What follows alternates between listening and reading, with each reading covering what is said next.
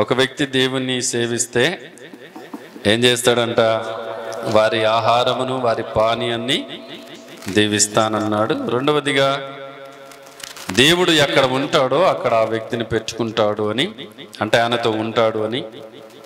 మూడవదిగా తాను బ్రతుకు దినములన్నీ కూడా క్షేమం ఉంటుంది, సంవత్సరములు సుఖంగా బ్రతుకుతారు అని దేవుని వాక్యము చెబుతుంది. ఎవరికి ఎలాంటి ఆశీర్వాదాలు వస్తాయంటే ఎవరైతే దేవుని సేవిస్తారో. అందుకే మరి మన పితరులైనటువంటి ఇశ్రాయేలు 12 గోత్రికుల వారు దివారాత్రము ప్రభువును ఎడతెగక వారు దేవుని సేవించిరి అని అపోస్తల కార్యం 26:7 మన 12 గోత్రికుల వారు ఎడతెగక దివారాత్రులు ఆయనను సేవించారు. దేవునికి స్తోత్రం.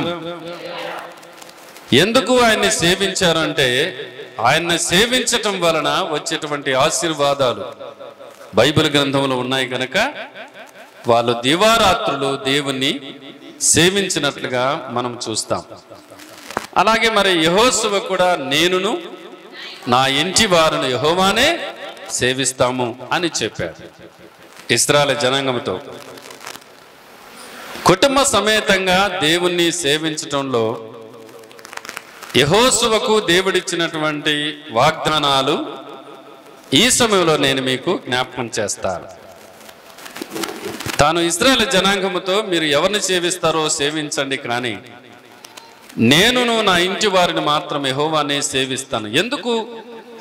అదొక మంచి తీర్మానాన్ని, నా కుటుంబ సమేతంగా యెహోవానే సేవిస్తాను అని చెప్పి ఒక గొప్ప తీర్మానాన్ని ఎందుకు చేసుకున్నాడు అనంటే, రండి యెహోషువ జీవితంలో దేవుడు ఇచ్చిన గొప్ప వాగ్దానాలు మనం చూద్దాం. యెహోషువ గ్రంథము 1వ అధ్యాయం 3వ వచనాన్ని మనం చూద్దాం. నేను మోషేతో చెప్పినట్లు మీరు అడుగుపెట్టు ప్రతి స్థలమును మీకు ఇచ్చుచున్నాను. మీరు అడుగుపెట్టు ప్రతి స్థలమును మీకు ఇచ్చుచున్నాను. ఎవరితో చెబుతున్నాడు ఈ మాట? దేవాది దేవుడు యెహోషువతో చెప్తున్నాడు. యెహోషువ నేను నా ఇంటి వారిని యెహోవాని సేవిస్తామని ఒక మంచి తీర్మానాన్ని ఎందుకు చేసుకున్నాడు అనంటే, మీరు అడుగుపెట్టి ప్రతి స్థలం మీకు ఇస్తానని వాగ్దానం చేశాడు ఆయన. అందుకే కుటుంబ సమేతంగా దేవాది దేవుని సేవించటానికి యెహోషువ తీర్మానం చేసుకున్నాడు. దేవునికి స్తోత్రం చెబుతాం. మనము మొట్టమొదటి రోజు నుండి మనం చూస్తే యెహోవా సేవకుడైన మోషే మృతి నందిన తర్వాత యెహోవా నూను కుమారుడును మోషే పరిచారకుడనైన యెహోషువకు ఇలాగూ సెలవిచ్చెను. కనుక యెహోషువకు దేవుడు చెబుతున్నాడు, నువ్వు అడుగు ఎక్కడ పెడతావో అక్కడ ఆ స్థలాన్ని ఏం చేస్తాను, మీకు ఇస్తాను అని యెహోషువకు దేవుడు వాగ్దానం చేశాడు. ప్రియులారా, మరి యెహోషువ గ్రంథాన్ని మనము బాగా 15 అధ్యాయాల వరకు చదివితే, అలాగే ద్వితీయోపదేశ కాండం కూడా చదివితే బైబిల్ ఎంత బాగుంటుందంటే, మీరు అడుగుపెట్టు ప్రతి స్థలం మీకు ఇస్తాను అని వాగ్దానం చేసిన దేవుడు వాళ్ళు వెళుతున్న ప్రతి ప్రదేశాన్ని, వాళ్ళు అడుగు పెడుతున్న ప్రతి స్థలాన్ని వారి స్వాధీన పరిచాడు దేవుడు. వారికి ఒకవేళ ఎవరైనా ఎదురొచ్చినారనుకునండి, అమ్మా వింటున్నారా? ఎవరైనా యెహోషువ కాలంలో రాజులు గాని శత్రు సైన్యము గాని ఎవరైనా గాని ఎదురొచ్చినారనుకో, వారిని కంప్లీట్గా నాశనం చేసి వారి స్థలాలను వీరు స్వాధీనపరుచుకున్నట్లుగా బైబిల్ గ్రంథంలో మనం చూస్తాం. ఎక్కువ మంది రాజులను చంపినటువంటి వ్యక్తి ఎవరంటే యెహోషువనే. బైబిల్ అంతటిలో కూడా ఎక్కువ మంది రాజులను ఓడించి సంహరించినటువంటి వ్యక్తుల్లో ఎవరు అంటే యెహోషువనే.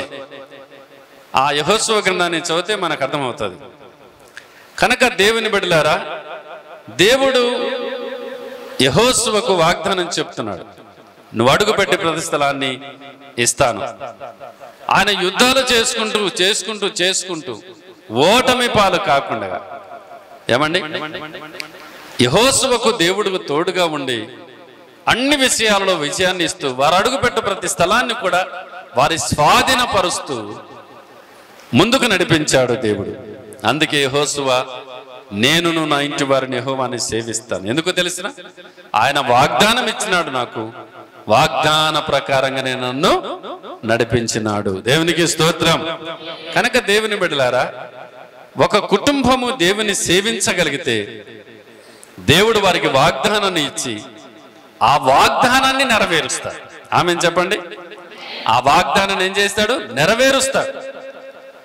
ఒక కుటుంబము దేవుని సేవించగలిగితే వాగ్దానాన్ని ఇచ్చి వాగ్దానాన్ని నెరవేరుస్తాడు. అసాధ్యమైనది కూడా సాధ్యం చేస్తాడు ఆయన. అందుకే ఆయనకు అసాధ్యమైనది ఏది కూడా లేదు. కనుక దేవుని బిడ్డలారా, యెహోవా కుటుంబము దేవుని సేవించటంలో దేవుడిచ్చిన వాగ్దానాన్ని బట్టి ఆయన ఒక తీర్మానం చేసుకున్నాడు. రెండవదిగా మనం చూద్దాము, చూడండి.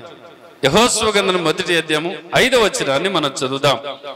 నీవు బ్రతుకు దినములన్నిటిను ఏ మనుషుడును నీ ఎదుట నిలవలేకయుండును. దేవునికి స్తోత్రం చెప్పండి. హల్లెలూయా.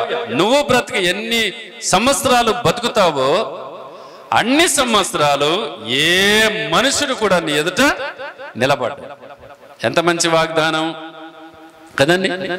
రెండవదిగా యెహోషువ నేను నా ఇంటి వారిని యెహోవాని సేవిస్తామని ఈ తీర్మానం చేసుకోవడానికి కారణం ఏమిటంటే, దేవాది దేవుడు యెహోషువకు వాగ్దానం ఇచ్చాడు. మొట్టమొదటిగా నువ్వు అడుగుపెట్టు ప్రతి స్థలం ఇస్తానన్న. రెండవదిగా నువ్వు బ్రతుకు దినములన్నీ ఏ మనుష్యుడు కూడా నీ ఎదుట నిలబడ్డా. నీకు ఎదురు ఎవరు రారు. ఒకవేళ వచ్చినా వారు నీ ఎదుట నిలబడరు. కనుక దేవుని బిడ్డలారా, యెహోషువ అంత మంచి తీర్మానం తన కుటుంబ సమేతంగా దేవుని దగ్గర ఇశ్రాయేలు జనాంగముతో చెబుతూ నేను నా ఇంటి వారిని యెహోవాని సేవిస్తామని ఆ బలమైన దేవుని యొక్క వాగ్దానం తన జీవితంలో నెరవేర్చబడింది. కాబట్టి ఆయన నా కుటుంబ సమేతంగా యెహోవాను సేవిస్తాము అని చెప్పాడు. అంటే ఒక కుటుంబము దేవుని సేవించగలిగితే ఆ వ్యక్తి ఎదుట ఏ వ్యక్తులు నిలబడరు. హల్లెలూయా. ఆ వ్యక్తి ఎదుట ఏ వ్యక్తులు నిలబడరు. వాళ్ళు ఎవరైనా కావచ్చు కదా. రండి. అలాగే మూడవది కూడా మనం చూద్దాం. అదే 5వ వచనంలో ఏమంటున్నాడు? కంటిన్యూ చేస్తే నేను మోషేకు తోడైండునట్లు నీకును తోడై ఉంటాను. దేవుని స్తోత్రం చెబుతాం. ఒకటి, నువ్వు అడుగుపెట్టే ప్రతి స్థలం ఇస్తానని చెప్పాడు, అలాగని ఇచ్చాడు. రెండవది, ఏ మనుషుడు కూడా నీ ఎదుట నిలబడడు అని చెప్పాడు. నిజంగా ఎవరు నిలబడలేదు. అలాగే మూడవది మనం చూస్తే నేను మోషేకి ఎట్లా తోడై ఉంటున్నాను నీకు కూడా అట్లే తోడై ఉంటాను అని యెహోషువతో దేవుడు చెప్పాడు. కనుక కుటుంబ సమేతంగా దేవుని సేవించడానికి కారణం ఏంటి అంటే, దేవుడు నాకు తోడుగా ఉన్నాడు. నేను వెళ్ళు ప్రతి స్థలములో తోడుగా, మోషేకి తోడై ఉన్నట్లుగా ఆయన నాకు తోడుగా ఉన్నాడు, నా కుటుంబానికి తోడుగా ఉన్నాడు. మోషేకి తోడై ఉండినట్లు నీకును తోడై ఉండును. కనుక దేవుని బిడ్డలారా, ఒక కుటుంబము దేవుని సేవిస్తే నీకు తోడుగా ఉంటాడు ఆయన కదా. ఏం చేస్తాడు? నువ్వు ఎక్కడ వెళ్ళినా కూడా ఆయన నీకు తోడుగా ఉంటాడు. ఒకసారి టీవీలోన ఆర్ఆర్కే మూర్తి గారు ఒక మంచి సందేశాన్ని అందిస్తూ ఉన్నాడు. మా వినాలి ఇక్కడ. ఆయన సందేశం ఇస్తున్నప్పుడు నేను కూడా అలా కూర్చొని వింటూ ఉన్నాను టీవీలో. ఆయనను అందరూ కూడా ప్రవక్త అంటారు. ఒక బ్రాహ్మణుడై ఉండి యేసు ప్రభును స్వీకరించి ప్రభు కొరకు సాక్షిగా రేడియోలలో టీవీలలో వాడబడిన గొప్ప దైవజనుడు. 2012వ సంవత్సరంలో మన డోన్లో వచ్చాడు ఆయన. మీటింగ్ అయిన తర్వాత ఒక 10-15 రోజులకు ఆయన ఈ లోకం విడిచాడు. అంటే చివరిగా మన డోన్ పట్టణాన్ని చూశాడు ఆయన. దేవునికి స్తోత్రం. కనుక ఆయన ఒకసారి వాక్యం చెప్తూ దేవుడు తోడుగా ఉంటాడు ఆ తర్వాత అని చెబుతూ ఆయన ఎట్లా తోడుగా ఉంటాడు అనే విషయాన్ని ఆయన వర్ణిస్తూ, నేను నీ చేతిని పట్టుకొని ఉన్నాను, నీకు తోడుగా ఉంటాను అని దేవుడు చెప్పాడుగా. ఎట్లా ఉంటాడు అని అంటే వినడి మాట, దేవుడు మన చెయ్యి పట్టుకోవాలనుకుంటే మన పక్కన ఆయన ఉండాలి, అంతేనా అని చెప్తున్న విషయం. మన చెయ్యిని పట్టుకోవాలా, లేకుంటే మనకు తోడుగా ఉండాలి అని అంటే దేవాది దేవుడు మన పక్కన ఉండాలి. మన పక్కన ఉంటేనే కదా మన చెయ్యి పట్టుకునేది, మన పక్కన ఉంటేనే కదా మనకు తోడై ఉన్నాడన్నట్టుగా అని చెప్తున్నాడు. నిజమే, దేవుడు నీకు తోడుగా ఉన్నాడంటే ఆయన నీ చెయ్యి పట్టుకొని నడిపిస్తున్నాడని అర్థం.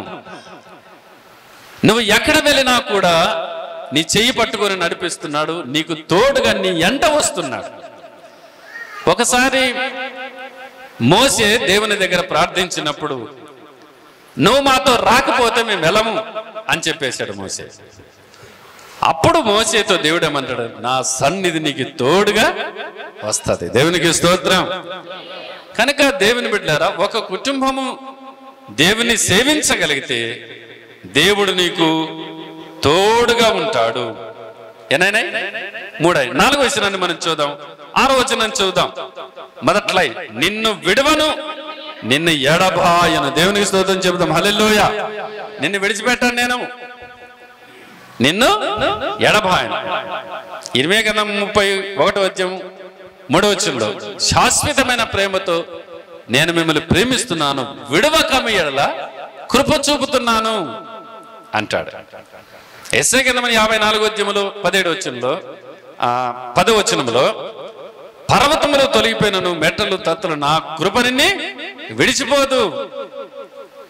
కనుక ఒక కుటుంబము దేవుని సేవించగలిగితే దేవుడు అంటున్నాడు, నిన్ను విడువను, నిన్ను ఎడబాయను కదా. నిన్ను విడిచిపెట్టాను, నేను విడిచిపెట్టాను, నిన్ను ఎడబాయను. ఇక్కడ ఒక మాట మనము అర్థం చేసుకోవాల్సిన విషయం ఏంటంటే, దేవుడు విడిచిపెడితే మన పరిస్థితి ఏమిటి కదమ్మా. దేవుడిగిన మనల్ని విడిచిపెడితే, అమ్మా వింటున్నారా, దేవుడిగిన మనల్ని విడిచిపెడితే మన పరిస్థితి అంధకారమే. అంతేనా? మన బ్రతుకు మన భాషలో బజారు పాలే. కనుక దేవాది దేవుడు యెహోషువకు వాగ్దానం చెప్పాడు, నిన్ను విడిచిపెట్టాను, నేను తర్వాత నిన్ను ఎడబాయను. అందుకే యెహోషువ, నేను నా ఇంటి వారిని యెహోవాని సేవిస్తాం, ఎందుకంటే నన్ను విడిచిపెట్టలేదు ఆయన, నన్ను ఎడబాయలేదు ఆయన, నాకు తోడుగా ఉన్నాడు ఆయన, నేను అడుగుపెట్టి ప్రతి స్థలం ఇచ్చాడు ఆయన, అందుకే నా కుటుంబ సమేతంగా ఆయనను సేవిస్తాము అని. ఎన్నైనా 4 రండి కిందికి పోదాము. నిబ్బరము కలిగి ధైర్యముగా ఉండుము. దేవునికి స్తోత్రం. ఏమంటున్నాడు? వాస్తవంగా ధైర్యము అనేది చాలా అవసరం. ఏమండి? ధైర్యం అనేది చాలా అవసరం. ధైర్యం లేకపోతే ప్రభు దగ్గరకు రాలేము మనం. అర్థమైందేమో? ధైర్యం లేకపోతే ప్రభు దగ్గరకు రాలేము, ప్రార్థన కూడా చేయరు. ఎందుకంటే భయము మనిషిని ఎప్పుడు వెంటాడుతూనే ఉంటుంది, ప్రభు దగ్గర రానియదు, ప్రార్థన చేయనీయదు ఆ భయం. కానీ బైబిల్ చెబుతున్న మాట ఏంటి? యెహోషువ దంతుడు నిబ్బరము కలిగి ధైర్యంగా ఉండు కదా. ధైర్యం తెచ్చుకో, నిబ్బరం కలిగి ధైర్యంగా ఉండు. చాలాసార్లు దేవుడు నా ఆత్మతో మాట్లాడిన విషయాలు, కుమారుడా ధైర్యం తెచ్చుకో, ధైర్యంగా ఉండు, ధైర్యంగా ఉండు. ఎన్నోసార్లు మనము సూలిపోయిన సందర్భాలు ఉన్నాయి, ఎన్నోసార్లు మనం భయపడిన సందర్భాలు ఉన్నాయి, ఎన్నోసార్లు మనము నిరుత్సాహపడిన సమయాలు ఉన్నాయి, ఎన్నోసార్లు మన విశ్వాసము సడిలిపోయి నిరీక్షణ కోల్పోయిన సమయాలు ఉన్నాయి. అయితే దేవుని వాగ్దానం మనకుంది, నిబ్బరము కలిగి ధైర్యంగా ఉండము. నిజంగా వాస్తవంగా యెహోషువ తను బ్రతుకు దినములను ఎక్కడా భయపడలేదు ఆయన. ఏమండి? ఎక్కడ కూడా భయపడలేదు ఆయన. ఎంత ధైర్యంగా. ఇక్కడ ఒక మాట మనం అర్థం చేసుకోవాలి. యెహోషువ ప్రార్థనను మనం ఒకసారి ఆలోచన చేస్తే, రండి చూద్దాం.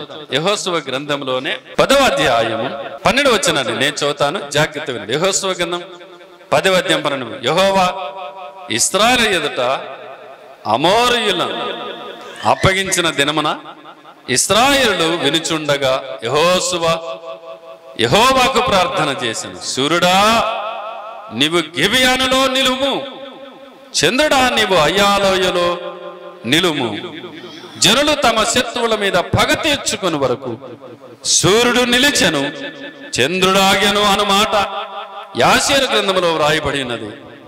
సూర్యుడు ఆకాశ మధ్యమున నిలిచి ఎంచుమించు ఒకనాడెల్లా అస్తమింప త్వరపడలేదు. వినండి మాట, యెహోవా ఒక నరుని మనవి వినిన ఆ దినము వంటి దినము దానికి ముందే గాని దానికి తర్వాతనే గాని ఉండలేదు. దేవునికి స్తోత్రం. ఎంత ధైర్యం అండి! సూర్యునికి ఆజ్ఞాపిస్తున్నాడు, ఇశ్రాయేలులు శత్రువుల పైన పగ తీర్చుకునేందుకు అక్కడ నిలబడు. ఏమండి, సూర్యుడా నీవు గిబియాలో నిలబడము, చంద్రుడా నువ్వు అయ్యాలో. ఏంటండి సూర్యుని ఆపాడు? ఎంత ధైర్యం ఉంటే ఈ సృష్టి యావత్తుని శాసించగలరు కదండి. సూర్యుడా నువ్వు గిబియాలో నిలబడు, నిలబడిపోయింది. అది చంద్రుడా నువ్వు అయ్యాలో నిలబడిపోయింది. రాయబడిన మాట ఏంటంటే ఒకనాడెల్లా సూర్యుడు ముందుకు కదలడానికి అది త్వరపడలేదు. చప్పట్లు కొట్టాల. హల్లెలూయా. అది త్వరపడలేదు. సూర్యుడు అట్టే నిలబడింది, చంద్రుడు కూడా అట్టే. ఎంత అద్భుతం అండి! ఎంత ధైర్యంగా ఈ సృష్టి యావత్తుని శాసించటం అనేది. అందుకే యెహోషువని ధైర్యంగా ఉండు, నిబ్బరం కలిగి ధైర్యంగా ఉండు. సూర్యుని ఒక నరుని మనవి వినినటువంటి దినము వంటి దినముగా మరలా అంటే ప్రార్థనలు చేసిన వారు ఉన్నారు బైబిల్లోన. గొప్ప గొప్ప ప్రార్థన చేసిన వారు. ఏలియా ఆకాశం నుండి ప్రార్థన చేస్తే అగ్ని దిగి వచ్చింది. ఎలీషా ప్రార్థన చేస్తే చచ్చిపోయిన వాడు. ఎలీషా శవాన్ని పూస్తే చచ్చిపోయిన శవం నిలబడింది లేచి. మోసే 10 అద్భుతాలు ఐగుప్తు దేశం, ఎర్ర సముద్రం 2 పాయలు. ఉన్నారు లేరని కాదు, కానీ ప్రత్యేకించి యెహోషువతో ఈ మాట ఏమంటే ఒక నరుని మనవి వినినటువంటి దినము ఆ దినము మరలా ముందు వెనక రాలేదు అని చెప్తున్నాడు. ఎంత అద్భుతం అండి! సూర్యుడు చంద్రుడు ఒకనాడెల్లా అదే అంటే ముందుకు సాగడానికి త్వరపడలేదు. చదవండి మాట 14 వచనం. యెహోవా ఒక నరుని మనవి వినిన ఆ దినము వంటి దినము దానికి ముందే గాని దానికి తర్వాతన గాని ఉండలేదు. దేవునికి స్తోత్రం. హల్లెలూయా. కనుక దేవుని బిడ్డలారా, ఇక ముందు లేదంట, వెనక లేదంట. బహుశా ఇలా చెప్పుకోవచ్చు, ఎర్ర సముద్రం 2 పాయలు చేయడం, బండ నుండి నీళ్లు తెప్పించటం, ఇవన్నీ మామూలేమో అన్నట్టుగా గొప్ప అద్భుతాలు ఇవి. ఎర్ర సముద్రం 2 పాయలంటే సామాన్యమా? బండలో నుండి నీళ్లు తెప్పించడం అనే సామాన్యమా? ఇంత ఆశ్చర్యం. కానీ అంతకంటే ఆశ్చర్యమైన అద్భుతం ఏంటంటే సూర్యుడు నిలబడడం. అసలు సూర్యుడు నిలబడితే లోకం ఎట్టుంటుంది ఒకసారి ఆలోచన చేయండి. చంద్రుడు అంటే ఒకవేళ రాత్రి కూడా వస్తుంది పోతుంది, ఒకవేళ దాన్ని గడ పెడితే. అసలు సూర్యుడు 6 గంటలకు మొలసాల్సింది మధ్యాహ్నం 12 గంటలకైనా మొలిస్తే ఎట్లుంటుంది చెప్పండి? 6 గంటలకి ఉదయించాల్సినటువంటి సూర్యుడు 12 గంటల వరకు ఉదయించకుండా ఉంటే లోకమంతా తారుమారే. అంతేనా? ఇక్కడ మీరు బాగా అర్థం చేసుకోవాలి. లోకమంతా తారుమారా కదా. ఇప్పుడైతే ఇంకా భయంకరంగా అన్ని సిస్టమ్ వచ్చింది కాబట్టి. అప్పుడంటే ఏదో మనుషుల వరకే ఉండేది, ఇప్పట్లో ఎన్ని సిస్టంలు పెరిపోయేది తెలియదు. అంతే కదా. కనుక ఒక నరుని మనవి ఎంత అద్భుతమైన కార్యం. అందుకే ధైర్యం. సూర్యుడా నిలబడాలి అక్కడ. శత్రువు పైన దేవుని ప్రజలందరూ పగ తీర్చుకుని వరకు, అంటే శత్రువు పైన వారికి విజయం రావాలా, అప్పుడు నువ్వు కదలాల. అంతవరకు నువ్వు కదలొద్దు అని. ఎంత గొప్ప ప్రార్థన అండి ఇది. కనుక దేవుని బిడ్డలారా, అందుకే యెహోషువ నేను నా ఇంటి వారిని యెహోవాను సేవిస్తామని ఎందుకన్నాడంటే ఇలాంటి అద్భుతాలు తన జీవితంలో చేసినటువంటి గొప్ప దేవుడు కాబట్టి ఆ దేవుణ్ణే మేము సేవిస్తాము. ఆ దేవుణ్ణే మేము నేను నా ఇంటి వారిని యెహోవానే సేవిస్తాము. రండి, అంత మాత్రమేనా? రండి కిందికి పోదాము. ఇంకా 7వ వచనాన్ని చదువు. అయితే నువ్వు నిబ్బరము కలిగి జాగ్రత్త పడి బహుధైర్యముగా ఉండి నా సేవకుడైన మోషే నీకు ఆజ్ఞాపించిన ధర్మశాస్త్రం అంతటి చొప్పున చేయవలను. నీవు నడుచు ప్రతి మార్గమున చక్కగా ప్రవర్తించినట్లు నువ్వు దాని నుండి కుడికి గాని ఎడగము గాని తొలగకూడదు. ఈ ధర్మశాస్త్ర గ్రంథమును నీవు బోధింపక తప్పిపోకూడదు. దానిలో వ్రాయబడిన వాటన్నిటి ప్రకారము చేయుటకు నువ్వు జాగ్రత్త పడినట్లు దివారాత్రము దాన్ని ధ్యానించేడలా నీ మార్గమును వర్ధిల్ల చేసుకుని చక్కగా ప్రవర్తించదు. 9వ వచనం చదవండి. నేను నీకు ఆజ్ఞ ఇచ్చి ఉన్నాను కదా, నిబ్బరము కలిగి ధైర్యముగా ఉండుము, దిగులు పడకము, జడియకము. నీవు నడుచు మార్గం అంతటిలో నీ దేవుడైన యెహోవా నీకు తోడై ఉండును. దేవునికి స్తోత్రం. నీ దేవుడైన యెహోవా నీకు తోడై ఉండును కదండి. దేవాది దేవుడు యెహోషువకి ఇచ్చినటువంటి వాగ్దానాలు ఎంత మంచి. మొదటి అధ్యాయం 18 వచనాన్ని చివరి లైన్ కూడా మనం చూద్దాం. నీవు నిబ్బరము కలిగి ధైర్యం తెచ్చుకుని వలనని యెహోషువకు ఉత్తరం ఇచ్చిరి ఇశ్రాయేలు జనాంగం. చదువుదాం ప్రియులారా. 3వ అధ్యాయం 7వ వచనాన్ని మనం చూద్దాం. 3వ అధ్యాయము 7వ వచనం చివరి లైన్ చూద్దాం. నిన్ను గొప్ప చేయ మొదలు పెట్టేదను. 3వ అధ్యాయము 7వ వచనంలో చివరి లైన్, నిన్ను గొప్ప చేయ మొదలు పెట్టేదను. నేడు వారి కన్నుల ఎదుట నిన్ను గొప్ప చేయ మొదలు పెట్టను. 4వ అధ్యాయము 14వ వచనాన్ని మనం చదువుదాం. ఆ దినమున యెహోవా ఇశ్రాయేలు అందరి ఎదుట యెహోషువను గొప్ప చేసిన గనుక వారు మోషేను గౌరవపరిచినట్లు అతని బ్రతుకు దినములు అన్నిటను అతని గౌరవపరిచిరి. దేవునికి స్తోత్రం. హల్లెలూయా.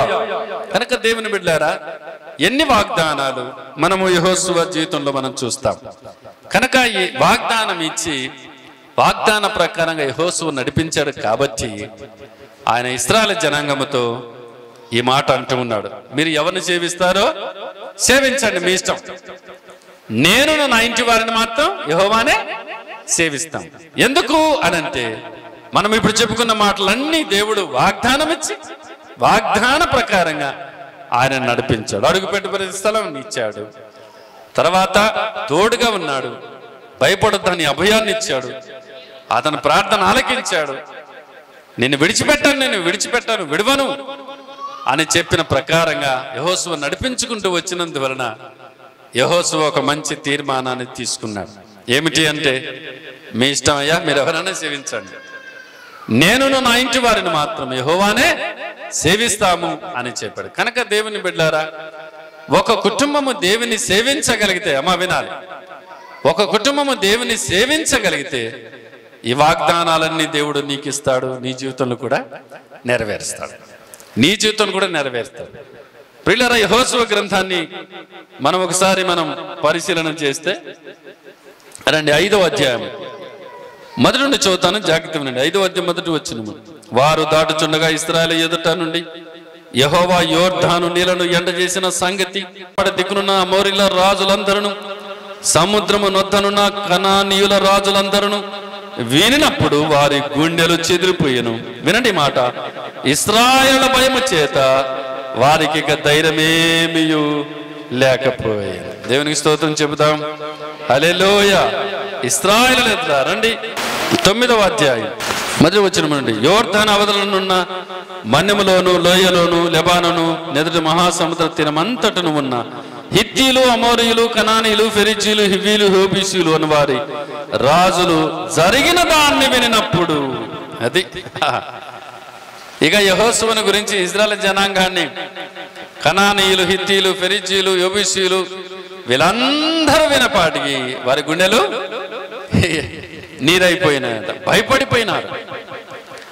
యెహోషువ ఇశ్రాయేలు జనాంగాన్ని తీసుకొని వస్తున్నాడంట అనేపాటికి అక్కడున్న రాజులందరూ గడగడ వణికిపోయినారు. ప్రియులారా, నిజంగా మనము దేవుణ్ణి ఆలోచించగలిగితే, అమ్మ వినండి మాట, దేవుణ్ణి మనము సేవించగలిగితే దేవుడు చెయ్యనటువంటి కార్యం అంటూ ఏది కూడా లేదు.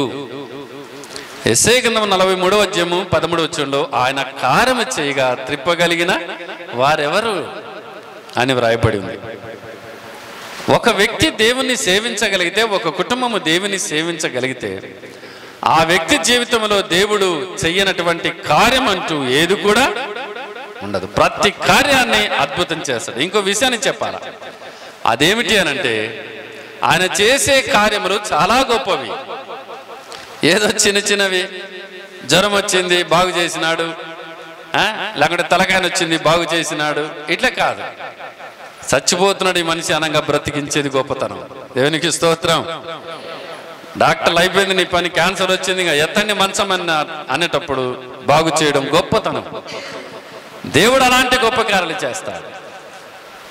కొన్నిసార్లు నేను కూడా ఇలా అనుకుంటా, ఏదో ఒక చిన్న బలహీనత వచ్చినప్పుడు ప్రభువా నాకు సహాయం చేయి తండ్రి, ఇది ఎంత ఆయనకు అన్నట్టుగా, ఇది ఎంత ఆయనకు ఎండిన ఎముకలను జీవింపజేసేవాడు ఆయన. ఎండిపోయిన జీవితాలను సిగురింపజేసి, అసలు కంప్లీట్ ఎండిపోయింది దీనిపైన అయిపోయింది అన్న దాంట్లో నుండి సిగురింపజేసే దేవుడు ఆయన. పడిపోయిన జీవితాలను లేవనెత్తే దేవుడు ఆయన. కనుక ఇంత గొప్ప దేవుని సేవించటంలో యెహోషువ జీవితంలో గొప్ప కార్యాలు చేశాడు.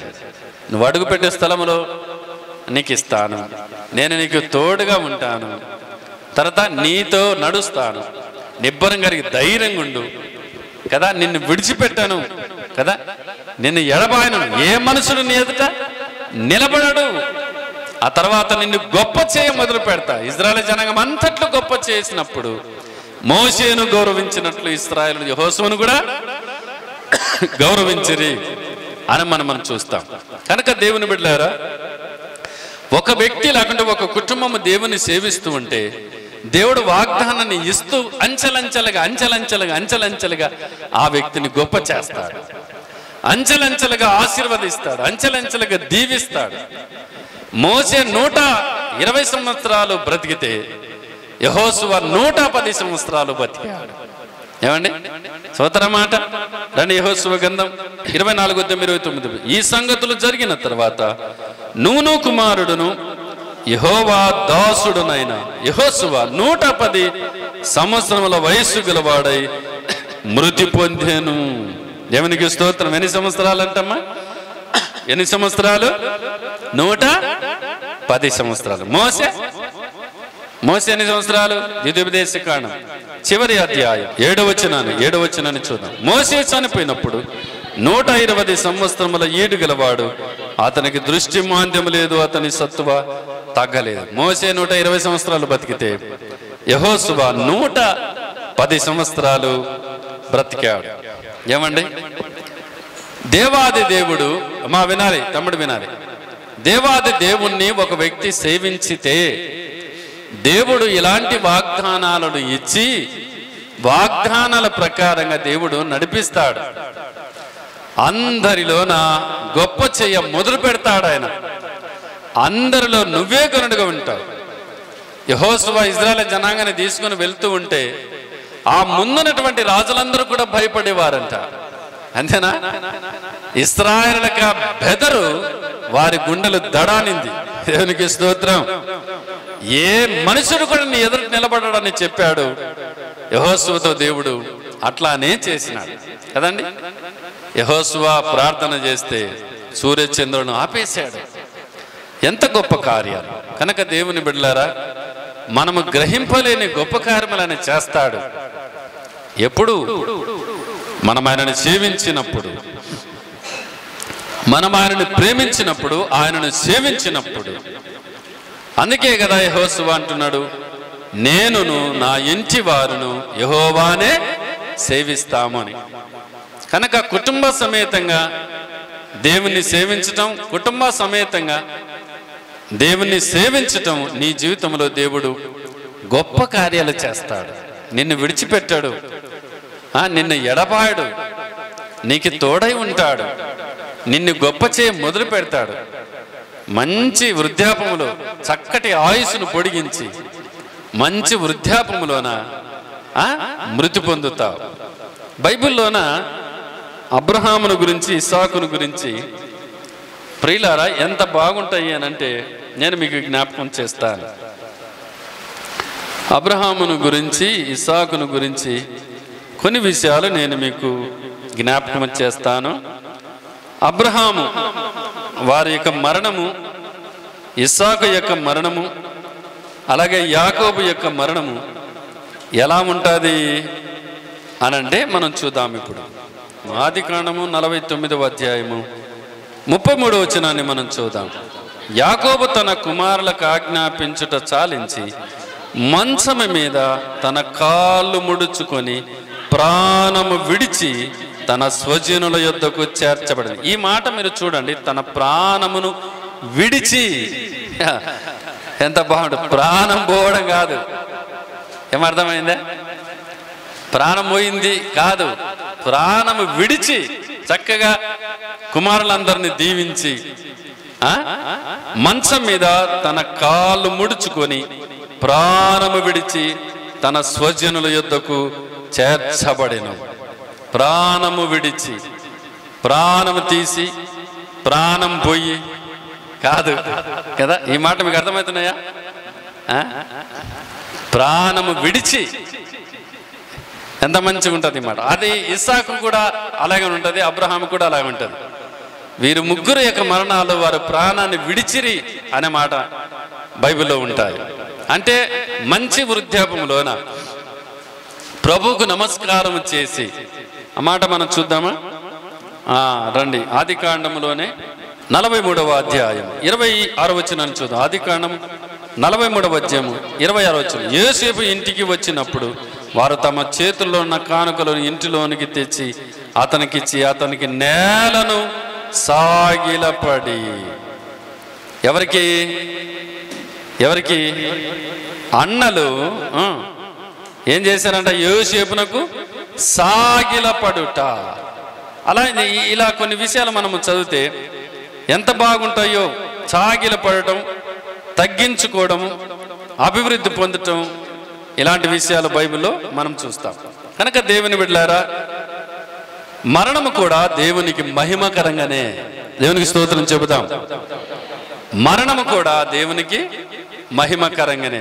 110 సంవత్సరాలు బ్రతికి యెహోషువ మృతి పొందాను అని వ్రాయబడింది.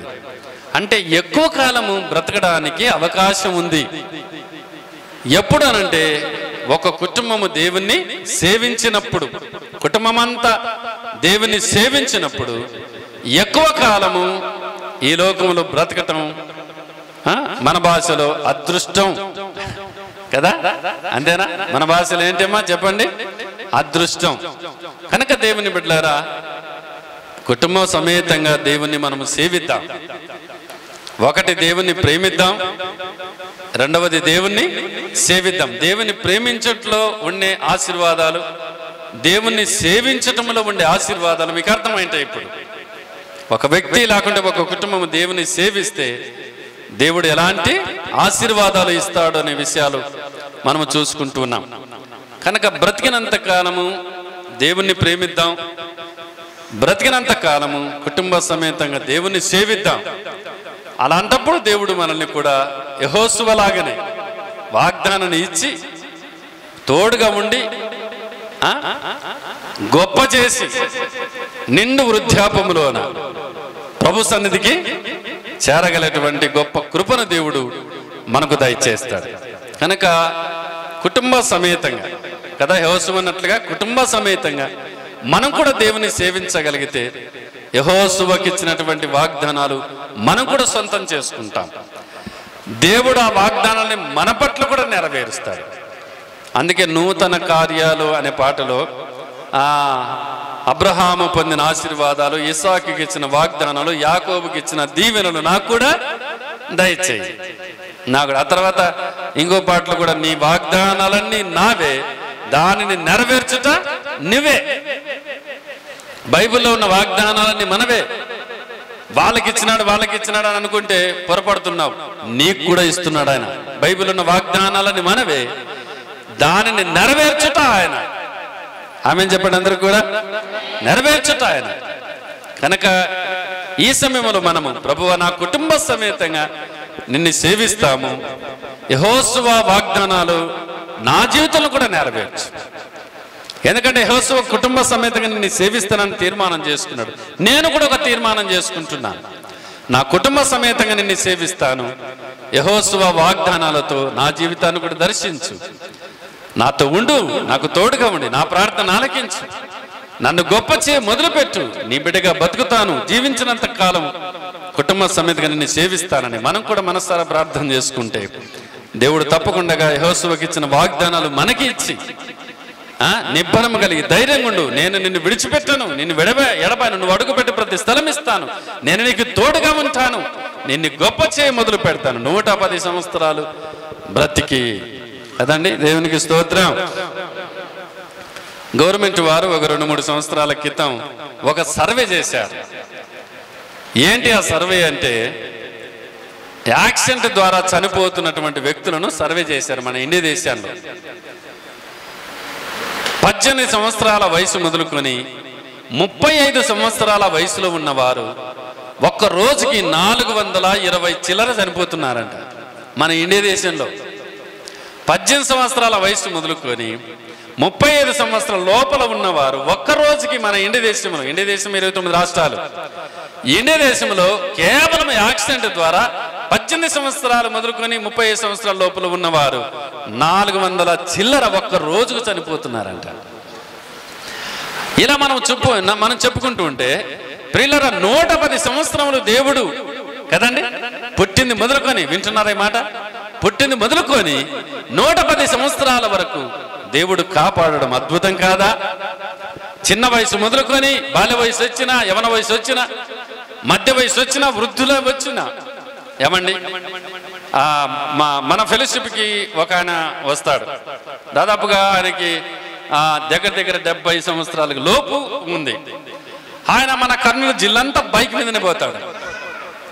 మన సహాసానికి వస్తాడు, నన్ను కొట్టుకున్నట్టు భాస్కర్ అని. కర్నూలు జిల్లా మొత్తం బైక్ మీదనే పోతాడు.